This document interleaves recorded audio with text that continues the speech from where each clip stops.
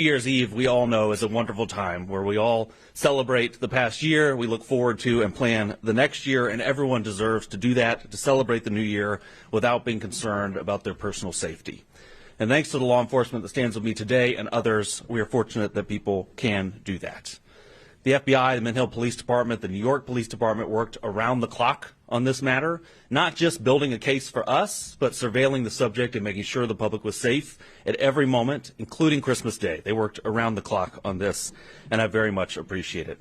The defendant here lived in Mint Hill. The planned attack was to take place in Mint Hill. I want to thank Chief Joe Hatley of the Mint Hill Police Department for being with me here today and for your work over the holidays, Chief. I really appreciate it. I'm sure you know Jim Barnacle by now. He's the special agent in charge of the FBI for North Carolina. The FBI worked tirelessly on this case, and I can't thank you enough for that. FBI agents spent their Christmas Day surveilling a subject so that families in Charlotte and Mint Hill and Western North Carolina could spend their day celebrating with their families, and I'm very thankful for that. That is true public service. If you see a police officer or an FBI agent, please thank them for spending their holidays on this so that we all could spend our holidays with our families. I also want to thank the prosecutors in my office who also worked over the holidays getting a search warrant and an arrest warrant and making sure that the public was safe and that this terrorist attack was foiled. The defendant here is an 18-year-old named Christian Sturdivant. He has been planning this attack for about a year, but he's been planning an attack for far longer than that. He was planning this attack in support of ISIS, and we have charged him with attempting to provide material support to a foreign terrorist organization, that organization being, of course, ISIS. Now, this is still very much an active investigation. We had to act quickly here to protect the public. So we are light on details, but we'll tell you as much as we can. And Mr. Barnacle will probably tell you more than I will about those charges, but I thought I would give you an overview of what's in the federal complaint and the charges that we charged. So Mr. Sturdivant started on the Internet. He started reading ISIS material, started going to ISIS websites, making TikTok videos, and eventually reached out to what he thought was a member of ISIS. In reality, was an undercover agent with NYPD in New York.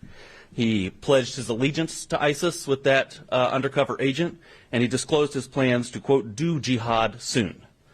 He then met a second undercover with the FBI, who he also thought was an ISIS participant, and he started to be very specific with his plans. He talked with that undercover agent, again, who he thought was ISIS. He talked about where he was planning to do this attack, which was at a grocery store and a fast food restaurant in Mint Hill, places that we go every day and don't think that we may be harmed. He talked about what means he would use to kill innocent people. He said he was going to wear a Kevlar vest and attack people with knives and hammers. And, of course, he talked about when he was going to carry out this attack, which was New Year's Eve, a time when American life is on full display, right? We're all out there in crowds celebrating all that has happened this year, all that is to come, that we are so proud of, and that is when he planned his attack to attack that American way of life. The FBI executed a search warrant at his home, and they found the instrumentalities of the attack. They found hammers and knives hidden under his bed. They found notes where he planned his attack and detailed his attack and plans for how he was going to carry out this attack. It was a very well-planned, thoughtful attack that he had planned and that was fortunately foiled here. He was preparing for jihad, and innocent people were going to die. And we were very, very fortunate they did not. But the fact that along the way, in this extensive planning of this attack, he encountered not one, but two undercover officers should make the public feel very, very good and very safe. Because law enforcement is out there every day, and we know they have a lot to do. But they have people out there making sure that as people plan these terrorist attacks, they have stops so they find it. And they did find it here. And on Christmas, while we were all opening presents, they were sitting in a driveway making sure that the public was safe. And we're very, very appreciative of that. Mr. Sturdivant was arrested on New Year's Eve, the day he planned his attack. Of course, it did not become public today. It has been under seal until today. He made his initial appearance in federal court this morning, about an hour ago, and this case is now moving through the judicial process. So he will have a preliminary hearing after that and a detention hearing, and of course we will seek that he remain detained, but that's up to a federal judge on that issue. He faces a statutory maximum sentence of 20 years.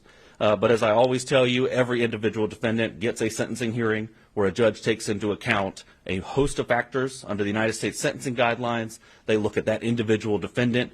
The judge, he or she, looks at that individual defendant and makes a decision on sentencing, so we don't know what the ultimate sentence will be here. Originally, I think it is notable, as part of their efforts, the FBI took Mr. Sturtevant to a state magistrate judge to try to have him involuntarily committed. And that was because he had threatened not only other people's lives, but in the process said that he planned to die by a policeman shooting him. So he had threatened other people's lives and self-harm, but the state magistrate judge denied involuntary commitment. Fortunately, the FBI did not give up then and continued to build a federal case and get the evidence they needed to charge him and detain him and keep everyone safe on New Year's Eve. And I'm very, very thankful for that, because countless lives were saved here. On New Year's Eve, everyone is at the grocery store. We're all buying the things we need to celebrate, and we could have had a significant, significant loss of life and significant injury here. So we will be here at the federal level dedicated to making sure the public is safe, like we were in this case. And I know that there's a lot that goes on behind the scenes that's never public for investigative reasons, and it's very it brings me satisfaction to be able to tell the public what law enforcement is doing when you don't know it, and what's going on behind the scenes to keep everyone safe. So with that, I will turn it over to Special Agent in Charge Barnacle, who can tell you a little bit more about the details. Thank you, Mr. Ferguson, and thank you, Chief Hatley from the Mint Hill Police Department, for your partnership in this investigation. My name is James Barnacle. I am the Special Agent in Charge of the FBI here in North Carolina. Christian Sturtevant pledged his loyalty to ISIS and committed himself to killing Americans on New Year's Eve. This investigation unfolded quickly. From the moment the FBI was notified of a potential threat of a terrorist-inspired attack in North Carolina, we went all hands on deck. We assessed the credibility of the threat. The investigation lasted about 2 weeks, included numerous investigative techniques, partnerships with law enforcement agencies, and cooperation from the American public. This Christmas, the FBI and our partners worked to protect the American people. We did not let up until Sturtevant was safely in handcuffs. FBI special agents arrested him on December 31st as he was being released from a local medical facility. On Monday night, as Russ just said, the FBI's evidence response team conducted a search, an authorized search, at his home and on his cellular phone. What we found was a manifesto, which the federal complaint alleges contained detailed plans to execute a massacre on New Year's Eve as people shop, for the holidays. Without the swift action of the FBI Joint Terrorism Task Force, New York City Police Department, the Mint Hill Police Department, and our partners at the United States Attorney's Office for the Western District of North Carolina, we could be announcing a national tragedy. Instead, a terrorist attack was thwarted. Give a little background on Sturtevant. He's a U.S. citizen. He turned 18 in December of 2025. The JTTF collected evidence showing he turned his back on his country and his fellow citizens by pledging allegiance to ISIS with the intent of becoming a martyr. We allege Sturtevant was willing to sacrifice himself by committing a terrorist attack using knives and a hammer to support the murder, torture, and extreme violence that ISIS represents. We didn't just learn about him a few weeks ago. Sturtevant first came to the FBI's radar in January of 2022 when he was still a juvenile. He was in contact via social media with an unidentified ISIS member overseas. Sturtevant received direction from the unidentified ISIS member to dress in all black, knock on people's doors, and attack them with a hammer. In fact, Sturtevant did dress in all black. He left his house with a hammer, and fortunately, his family stepped in. Sturtevant, no charges were filed at that time. He was referred for psychological care, and he underwent psychological care, of which I don't know the details. The FBI was told he no longer had access to social media. On December 18th, a week prior to Christmas, the Charlotte field office learned it wasn't true, that he was now back on social media. After several FBI offices around this country and the New York Police Department alerted the Charlotte JTTF of a TikTok account, username Abu Bakr al-Amerki, who made multiple posts in support of ISIS. Sturtevant was identified as the account holder. And with federal search warrants, the FBI obtained his previous posts to assess the extent of threats to the homeland. But according to the complaint, on or about December 12th, Sturtevant began communicating with an individual on multiple social media platforms. Unbeknownst to Sturtevant, he was talking to a government online covert employee. Within just a few days, Sturtevant direct messaged the online covert employee with a picture of 2 hammers and a knife. The message was significant since in recent years, an ISIS propaganda magazine promoted the use of knives to conduct terrorist attacks in Western countries. The same ISIS magazine which suggested using vehicles to ram crowds, like the terrorist attack last year on New Year's Day on Bourbon Street. The conversations between the undercover employee and Sturtevant escalated further. Sturtevant allegedly sent a voice recording pledging Bayat, a loyalty oath to ISIS. And on December 20th, the direct messaging allegedly showed Sturtevant asking for help getting firearms, specifically weapons, guns, to carry out the terrorist attack at a food market here in Charlotte area. Thankfully, that did not occur. This investigation was conducted by several FBI field offices, the FBI Joint Terrorism Task Force, which includes the following members: the Charlotte Mecklenburg Police Department, the Matthews Police Department, the Monroe Police Department, the Bureau of Alcohol, Tobacco, Firearms, and Explosives, the United States Customs and Border Protection, the Federal Air Marshal Service, Homeland Security Investigations, Internal Revenue Service, IRS-CI, the United States Postal Inspection Service, U.S. Citizenship and Immigration Services. Also, the NYPD, the FBI New York JTTF, the FBI Columbia Division, and the Mint Hill Police Department were instrumental in thwarting this attack. And of course, alongside our partners at the U.S. Attorney's Office in the Western District of North Carolina, and the Department of Justice.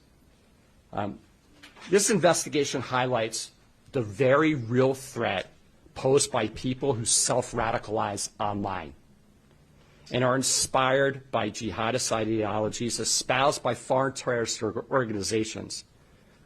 They seek to attack soft targets with easily accessible weapons and with little to no warning. To further complicate this threat, we have seen that most successful attackers radicalize in a time span of between 1 and 4 years, and they typically mobilize to act in less than 3 months. The FBI continues to work tirelessly to combat the threats of terrorism for the American people every day. That our partnerships are not limited to just law enforcement agencies. We rely on the communities we serve and encourage the public to contact law enforcement when they see or hear something that doesn't seem right. I also have this personal message. If your child, relative, friend, or neighbor is sliding into a dangerous ideology, you'll be the first to see it. And together we can stop it. The threats we face are bigger than any one law enforcement or intelligence agency, requiring everyone who hears this message to work together to keep people safe. I want to thank our members of the Joint Terrorism Task Force that sit over here today for their diligent effort. We spoke, I can't tell you the number of hours, and this is not an attaboy to the FBI or our partners.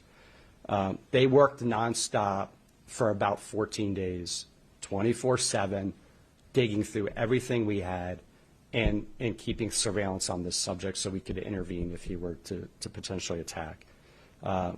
Through Christmas Eve, every single day, all weekend. So thank you for your commitment to keeping America safe. With that, turn it over to Mr. Ferguson for any questions you may have. Well, thank you, and let me reiterate my thanks to the Joint Terrorism Task Force, to the Mint Hill Police Department, and of course to the prosecutors in my office who worked on this. So, Jennifer, yeah. Can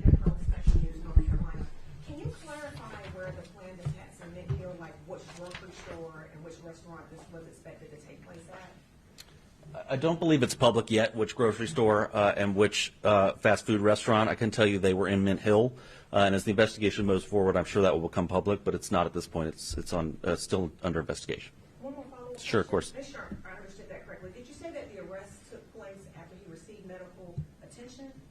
Did I hear that correctly? No. So the FBI went to a state magistrate judge to try to get him involuntarily committed for medical attention, and it was denied by the state magistrate. Thank you. Whether he got medical attention after that, I don't know.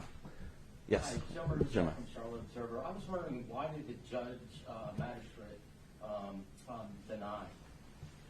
And we were not involved in the state court hearing. Obviously, we deal in federal court here. From what I understand, it was a very short hearing, and I don't know of any reasoning given. When was it? Yeah, that was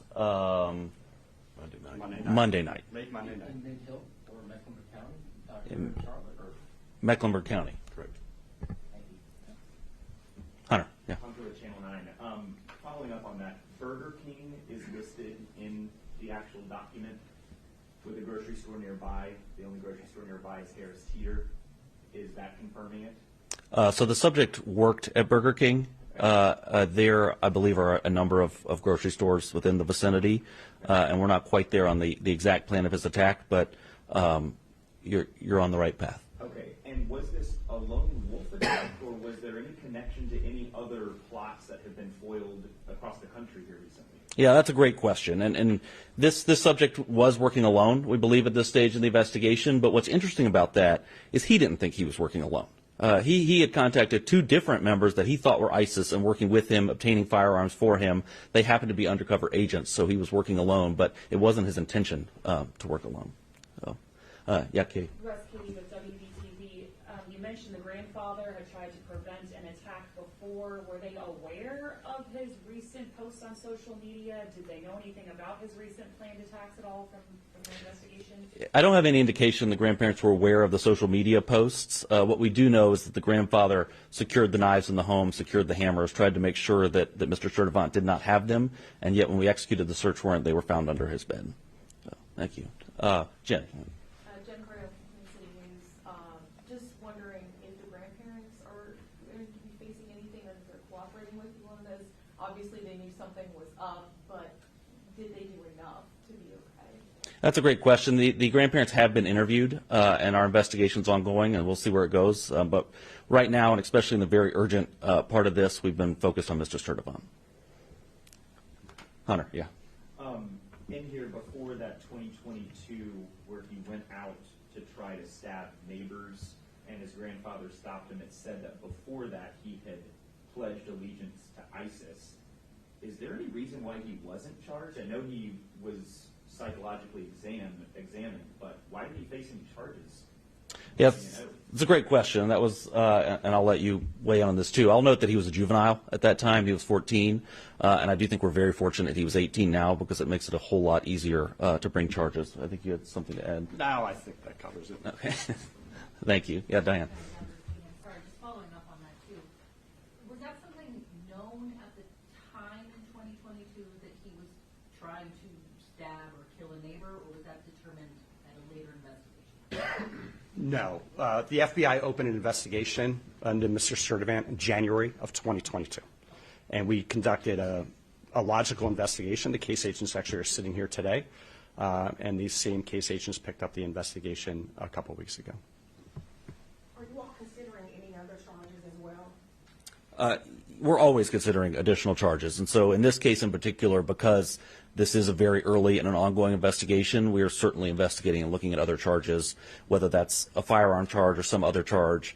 Right now, we feel confident we have this charge, which is attempted material support of ISIS, but we'll see how the investigation unfolds from here. Thank you. Yeah, definitely. Hunter. I have a question for Chief. Of course. If you would. Certainly. I mean, we see this in parts of our country, but you never think it's your own city. This is Mint Hill that is now a thwarted ISIS terrorist attack. What are your thoughts on all of this? Truly, I believe that's everyone's famous last words. It's never going to happen here. It will never, that can't be my neighbor. It can happen anywhere. Yeah, Diane. I know that he spoke with two undercover agents. Did he actually ever have any interactions, do we know of, with actual members of ISIS or terrorists or anything like that?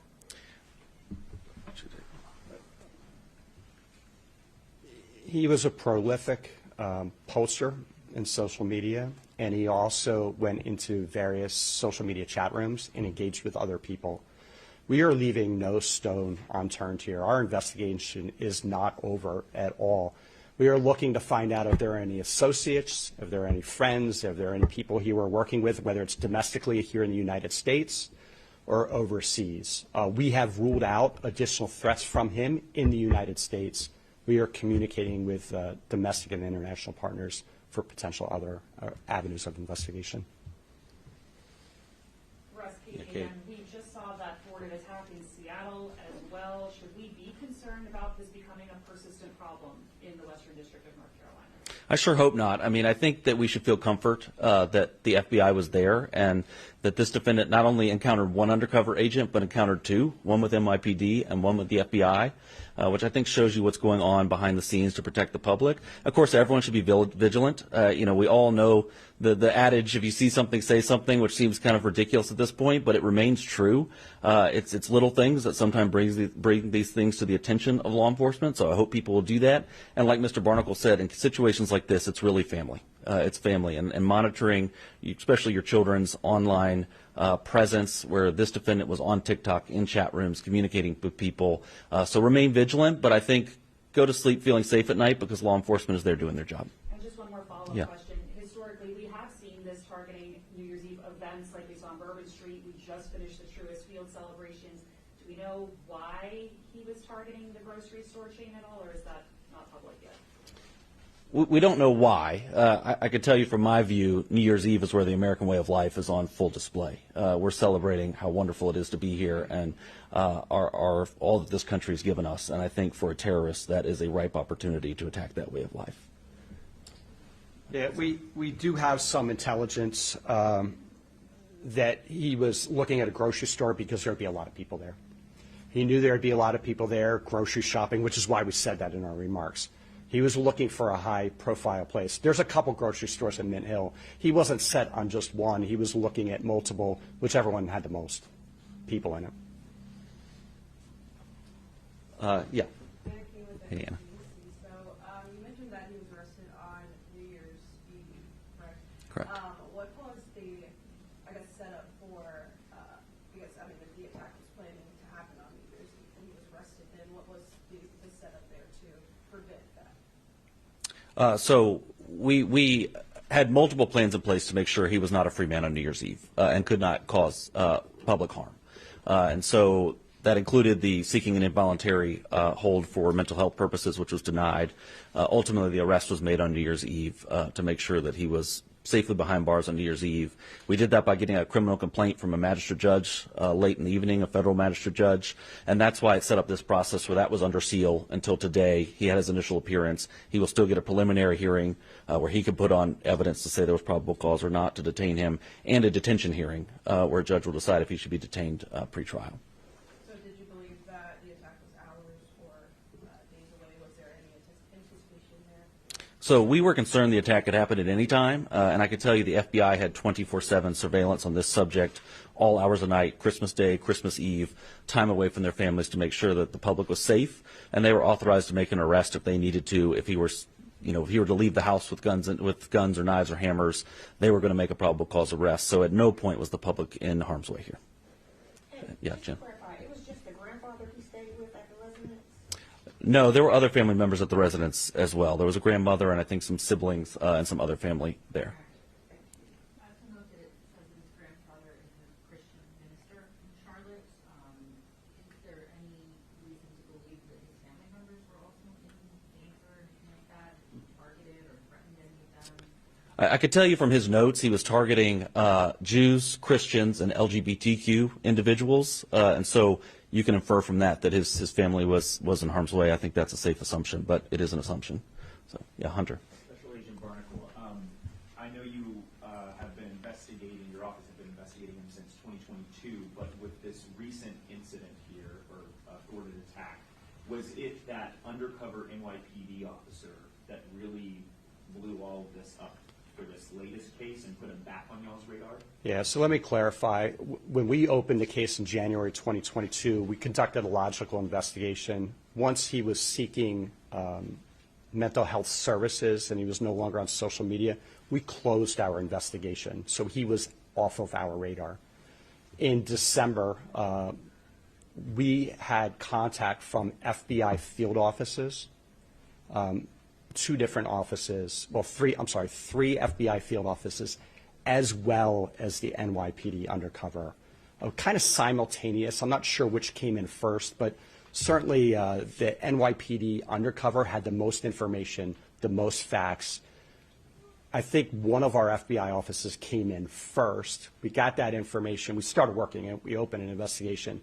But once we started talking to NYPD and the New York JTTF, we went full steam ahead. And this is a very compressed timeline.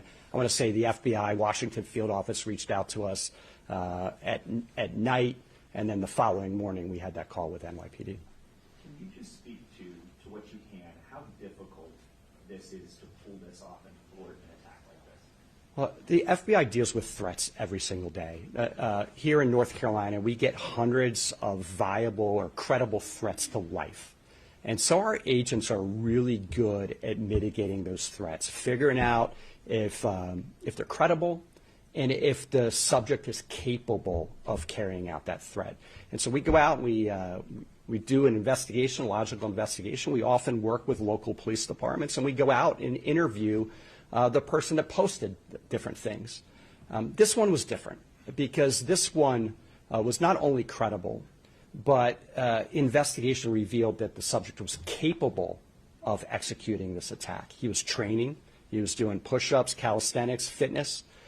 He had stolen both of those knives. He hid them in his residence. His family had actively hid knives and weapons from him. He hid them. He wrote a manifest. He stole 2 hammers out of the storage shed and hid them in his house. He reached out to an undercover and requested guns. So all the different things are lining up that, when your hair stands up on the back of your neck, that's not enough to charge.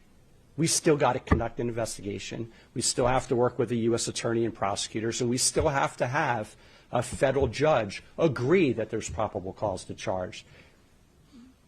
These things are hard to do, but this is what we do. Chief, I have a question for you, if you don't mind. What is your message to the people of Mint Hill today? Again, you guys have been going through a lot within your own department, but what is your message to the community of Mint Hill today? Very clean and simple. Without the collaborative efforts with all the federal and local agencies involved, this clearly would have happened. Rest assured that even while you're asleep, law enforcement is still proactively working to keep you safe. I can't put it any clearer than that. Any additional questions? One more question. Yeah.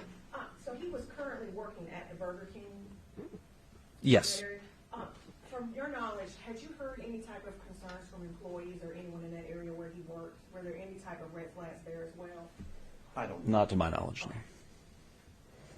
Anything else? Well, thank you all. Thank you for covering this, and Happy New Year.